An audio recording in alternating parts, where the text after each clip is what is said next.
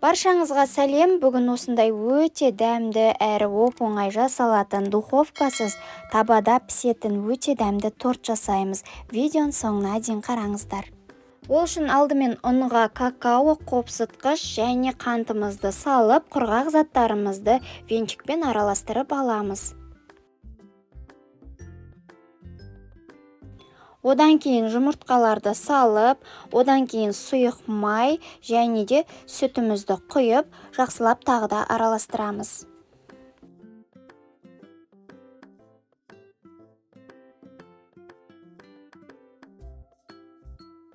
Соңынан қайнап тұрған ыстық суды құйып, тағы да жақсылап араластырамыз, ешқандай түйіршік болмауы тиіс.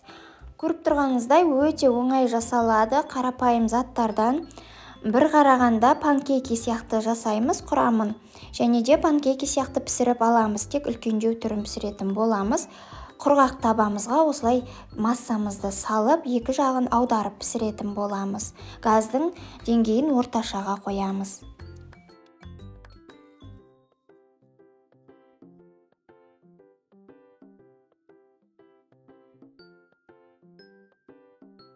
Ал енді кремін дайындаймыз. Сливкиға сахарны пудраны салып, миксермен араластырамыз.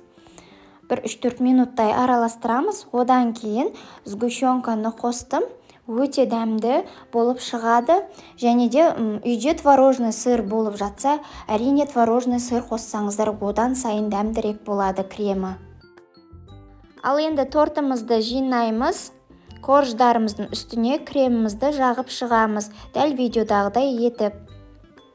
Және де достар, менің каналымда бұдан да басқа ерекше дәмді тәттілердің, оңай жасалатын торттардың рецептері бар, кіріп қарасаңыздар болады.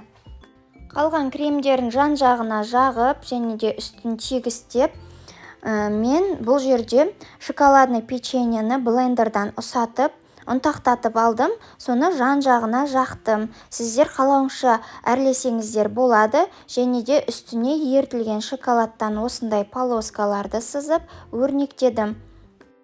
Одан кейін тортымызды тоңазытқышқа 3-4 сағатқа алып қойған жақсы. Кремі әбден сіңіп, өте дәмді әрі жұп-жұмсақ болып шығады. Жасап көріңіздер қыздар, сіздерге ұнайтынына сенімдімін, ас болсын. Достар, рецептімді соңына дейін қарасаңыз, лайк басып, каналыма міндетті түрде тіркеліп, қоңыраушаны басуды ұмытпаңыздар. Келесі тәтті рецепттерде кездескенше, назарларыңызға рахмет.